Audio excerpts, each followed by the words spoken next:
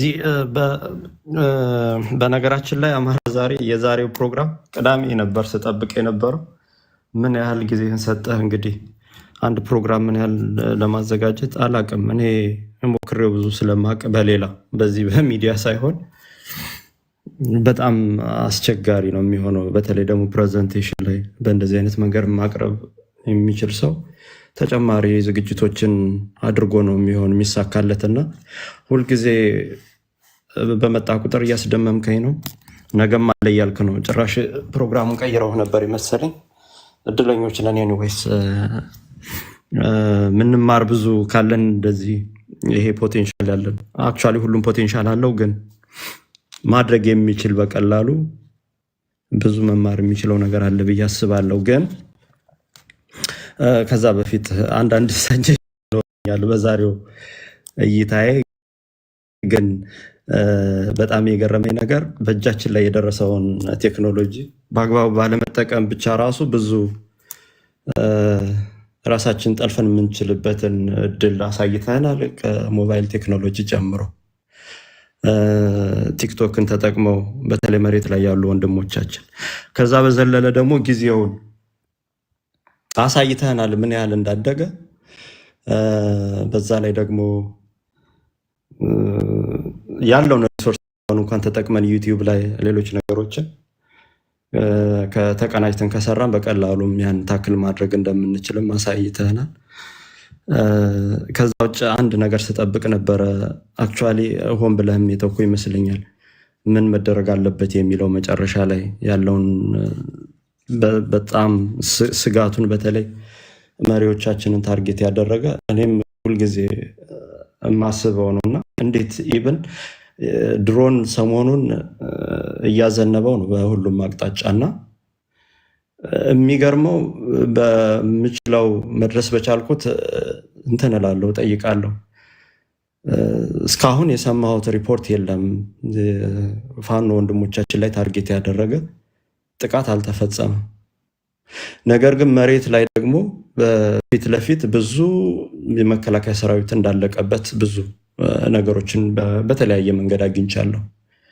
ይህ የሆነበት ፋርዘር ቴክኖሎጂን በመጠቀም ወደኋላ እንትን ብንልም መሬት ላይ ያሉ ወንድሞቻችን ግን ፈተናው ብዙ ቢሆንም የውስጥም የውጭም ተጨምሮበት ግን ኮሚትመንታቸውን አልበገር ባይነታቸውን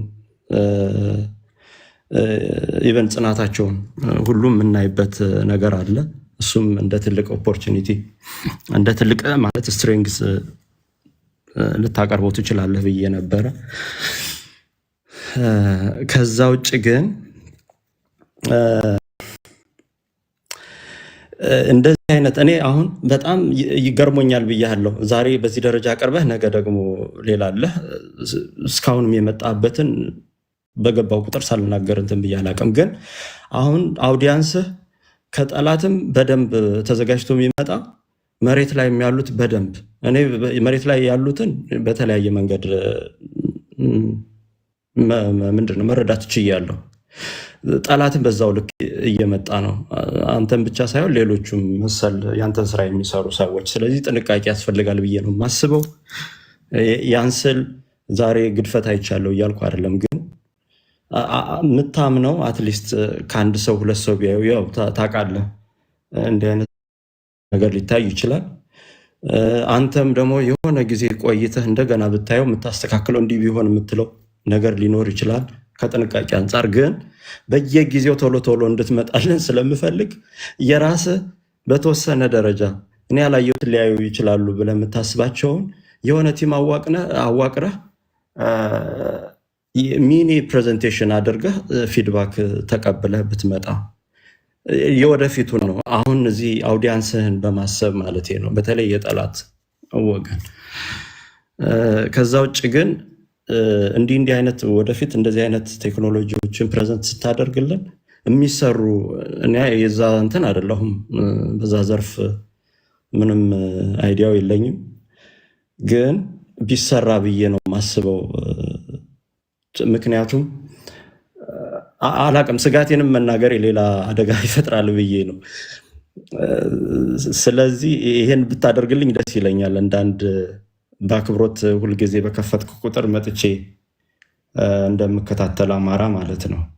ስጋቴ ይቅርብኝ። ሌላ አሁንም እንትን ስለሆነ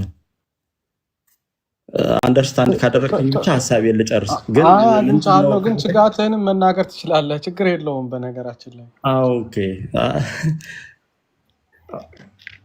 ችግር የለውም። ጎ አሄድ ፕሊዝ። ኦኬ ሜቢ አሁን እነዚህ አይነት ነገሮችን ምንም ያን ያህል ያሳደግነው ቴክኖሎጂ የለም ላይ በዚህኛው ማለት ነው የሚገባኝ። ግን በሌሎቹ ደግሞ በተለያየ የተሻለ ሁኔታ ላይ እንዳሉ አሳይተውናል። ክንድ መመከት ያልቻለ መንግስት ይህን ቴክኖሎጂ